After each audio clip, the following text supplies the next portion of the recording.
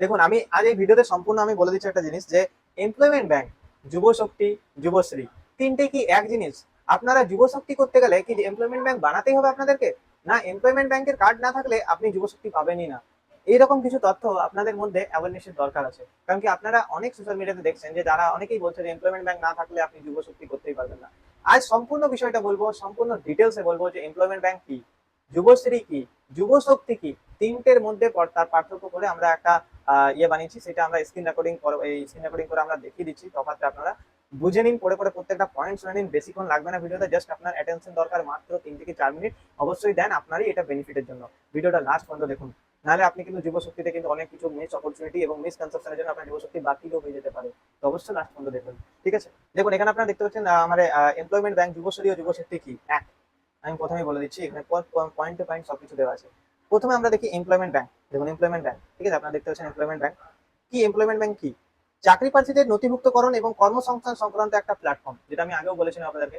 যারা চাকরি প্রার্থী, যারা আমাদের ইউথ আছেন, পশ্চিমবঙ্গ সরকার একটা লঞ্চ করেছিল পোর্টাল, যেখানে আপনার বায়োডাটা নিয়ে, সমগ্র বায়োডাটা নিয়ে সেখানে রাখা হতো। কোনো চাকরি প্রার্থী ইচ্ছুক হলে সেই চাকরিগুলোতে অ্যাপ্লাই করতে পারতো। সেটার অ্যাডভার্টাইজমেন্টও কিন্তু শুরু ওখানে পোর্টালের মাধ্যমে দেওয়া হয়। তো অবশ্যই কিন্তু অ্যাডভার্টাইজমেন্টটা আপনারা কিভাবে দেখবেন আমি দেখিয়ে দিচ্ছি ভিডিওতে, অবশ্যই দেখবেন, ঠিক আছে? তার উদ্দেশ্য কি ছিল দেখুন, চাকরি প্রার্থীদের ডেটা ডেটা ডেটা ব্যাংক ছিল। চাকরি প্রার্থীদের ডেটা তৈরি করে প্রাইভেট কোম্পানিকে হোক বা আন্ডারটেকিং কোম্পানিকে হোক যদি দেওয়া হতো, তারা তাদের ডেটাগুলো নিয়ে তাদের যেমন যেমন চাকরি বেরোতো সেরকম ভাবে নোটিফিকেশন রিলিজ করতো। তাদের একটা সুবিধা হতো, এটা অনেকদিন পুরনো। এবার এতে পরিচালক দপ্তরকে, মানে এটা আপনাকে জানতে হবে যে যে স্কিমগুলো বেরোয় তাদের আন্ডারে যে দপ্তরটা আছে, সেই দপ্তরটাকে, ডিপার্টমেন্টটাকে, যেমন আমাদের অন্নপূর্ণা যোজনার উমেন অ্যান্ড চাইল্ড ডেভেলপমেন্টে ছিল আন্ডারে, ঠিক আছে? যেমন ওখানে লেখা ছিল WCD। তো সেরকম এইখানেও লেবার ডিপার্টমেন্টের আন্ডারে কিন্তু এমপ্লয়মেন্ট ব্যাংক করা। এবার এটা কারার জন্য, যারা আমাদের চাকরি প্রার্থী আছেন, যারা আমাদের ইউথ ছিলাম, তাদের জন্য এটা করা হয়েছিল। মূল কাজ তাদের কি ছিল? জব সিকারে রেজিস্ট্রেশন করে রাখতো, জব ম্যাচিং করতে, এমপ্লয়ার সংযোগ করতো।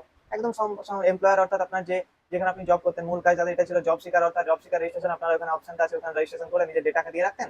তারপর জব ম্যাচিং করা হতো, আপনার রিগার্ডিং এ যে জবটা হয়তো সেটা আপনার কন্ট্যাক্ট করা হতো, বা আপনি হয়তো কন্ট্যাক্ট করতেন অ্যাডভার্টাইজমেন্টের মাধ্যমে, ঠিক আছে? সুবিধা কি ছিল? চাকরির তথ্য ছিল, ঠিক আছে? তারপরে চাকরির তথ্য, কোনো জব মেলা হতো, জব ফেয়ার হতো, সেখানে আপনার করা হতো। বিজ্ঞপ্তি, আপনার একটা বিজ্ঞপ্তি অলরেডি গভর্নমেন্টের রেজিস্টার পোর্টালে থাকলো, মানে আপনার একটা কাজে লাগতো। বিভিন্ন নিয়োগের সুযোগ হতো।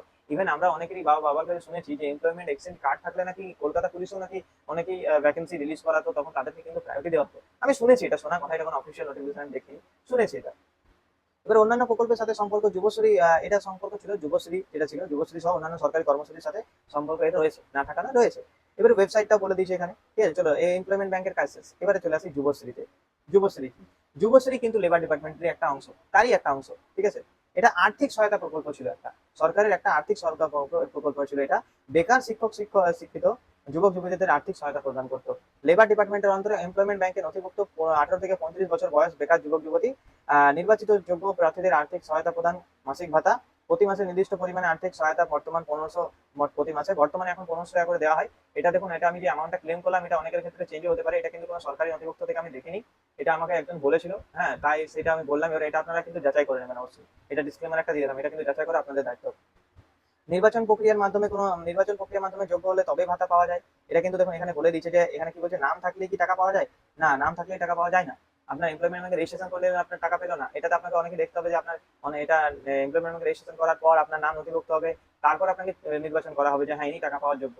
তবেই আপনার হবে, নাহলে হবে না। ইতিমধ্যে আমরা 2 এক বছরের মধ্যে দেখতে পাচ্ছি যে হয়নি, খুব কমই হয়েছে, ঠিক আছে? তবে এমপ্লয়মেন্ট ব্যাংকের ডেটাবেসে টাকা নির্বাচিত হয়ে সুবিধা দেওয়া হয়। এমপ্লয়মেন্ট ব্যাংকের যে ডেটা দেওয়া থাকবে, যেটা এমপ্লয়মেন্ট ব্যাংকের ডেটা দেওয়া থাকবে, সেখান থেকে সুবিধা কিন্তু আপনাদেরকে দেওয়া হবে, ঠিক আছে? আর এটা যুবশ্রী প্রকল্প যেটা ছিল আমাদের সরকার, প্রিভিয়াস সরকার লাগু করেছিল, 1500 টাকা করে দিয়েছিল, সেটাই আমি সেই বর্তমানে 1500 টাকাই ছিল, যেহেতু সেটাই এখানে বলা হলো, ঠিক আছে? তো এইটাই দেখুন, এটা ছিল লেবার ডিপার্টমেন্টের আন্ডারে। হ্যাঁ, এটার মধ্যে কিন্তু আমি একটা জিনিস বলে দিচ্ছি যে যুবশ্রী কিন্তু আমাদের যখন শুরু হয়েছিল এই কিছুদিন আগেই, মানে এই ভোটের আগে, সেটা কিন্তু এখন আর ওটা বন্ধ হয়ে যায়। এইবারে ওইটাকে কিন্তু আমরা আমাদের বর্তমান সরকার যুব শক্তি ভরসা কার্ড নামে একটা স্কিম লঞ্চ করে। তা নিয়ে আমরা অলরেডি অনেক ভিডিও বানিয়েছি। সেই ভিডিওতে আমি বলেও দিয়েছি আপনাদেরকে যে সেই ভিডিওতে আপনাদেরকে কি করে, মানে কি কি ডকুমেন্ট লাগবে, কি কি ডকুমেন্ট রেডি করে রাখতে হবে, সমস্ত কিছু বলা আছে। সেই ভিডিওগুলো একবার অবশ্যই দেখুন। দেখুন এখানে কি বলেছে, যুব উন্নয়ন সংক্রান্ত একটা নতুন উদ্যোগ। এবার এই ডিপার্টমেন্টটা দেখুন, এই ডিপার্টমেন্ট কিন্তু আলাদা। Department of youth service and sports, government of West Bengal. আর এই ডিপার্টমেন্ট ছিল কি, লেবার ডিপার্টমেন্ট। তাহলে দুটোর মধ্যে ডিপার্টমেন্টের পার্থক্য হলো, একটা বড় বড় পার্থক্য। হ্যাঁ, এবার এখানে বলেছে দেখুন কি, যে তার উদ্দেশ্য কি, যুব সমাজকে দক্ষতা উন্নয়ন, কর্মসংস্থান, উদ্যোক্তা উন্নয়ন ও অন্যান্য সুযোগের সাথে যুক্ত করা। এইবারে আমি একটা জিনিস বলছি, যুব উন্নয়ন সংক্রান্ত একটা নতুন উদ্যোগিতা পোর্টাল ছিল, বিভিন্ন যুবশ্রম সুবিধা প্রশিক্ষণ কর্মসংস্থান ইত্যাদি নিয়ে কাজ করে। এইবারে এর কি সরকার এখনো পর্যন্ত কি অফিসিয়াল পুরোপুরি বিজ্ঞপ্তিটা জারি করেছে?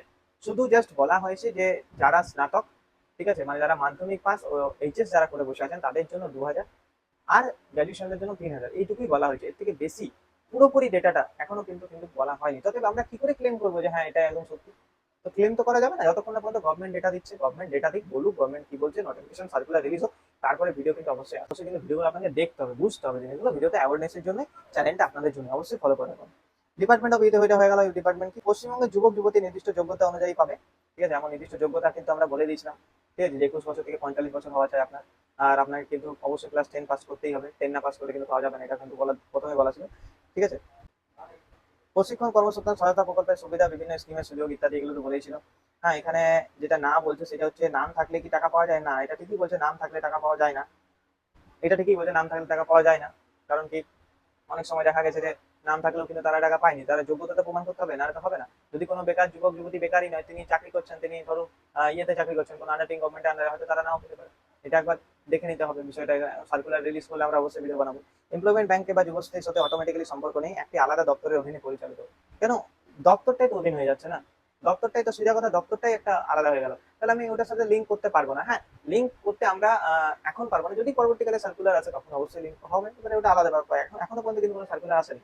তো অতএব এমপ্লয়মেন্ট ব্যাংকে সহজভাবে, এমপ্লয়মেন্ট ব্যাংক হলো চাকরি প্রার্থী নথিভুক্তকরণ ও কর্মসংস্থান সংক্রান্ত প্ল্যাটফর্ম, ঠিক আছে। আর যুবশ্রী হলো এমপ্লয়মেন্ট ব্যাংকেরই একটা সঙ্গে যুক্ত আর্থিক সহায়তা প্রকল্প, ঠিক আছে। আর যুবশক্তি হলো আলাদা দপ্তর এবং আলাদা সরকারি পোর্টালের মাধ্যমে পরিচালিত উদ্যোগ।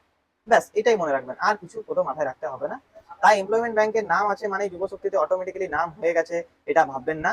যুবশ্রী পান মানে যুবশক্তি আর যুবশক্তি একই প্রকল্প, এটা এভাবে ভাববেন না, বলে দিয়েছে, ঠিক আছে। এটা অফিসিয়াল নোটিশ এবং বিজ্ঞপ্তি নয়, এটা জাস্ট একটা অ্যাওয়ারনেস ভিডিও করা হলো। এই অ্যাওয়ারনেস ভিডিওতে কিন্তু যাদের যাদের ভালো লেগেছে এতক্ষণ পর্যন্ত যারা আছেন তাদের জন্য অসংখ্য ধন্যবাদ। ভিডিওটা দেখার জন্য অসংখ্য ধন্যবাদ, এবং মনে রাখবেন চ্যানেলটাকে অবশ্যই ফলো করবেন। যুবশক্তি নিয়ে প্রত্যেকটা ভিডিও আমি কিন্তু বানাচ্ছি, ভিডিওটা কিন্তু অবশ্যই দেখে নেবেন। থ্যাংক ইউ সো মাচ ভিডিওটা দেখার জন্য।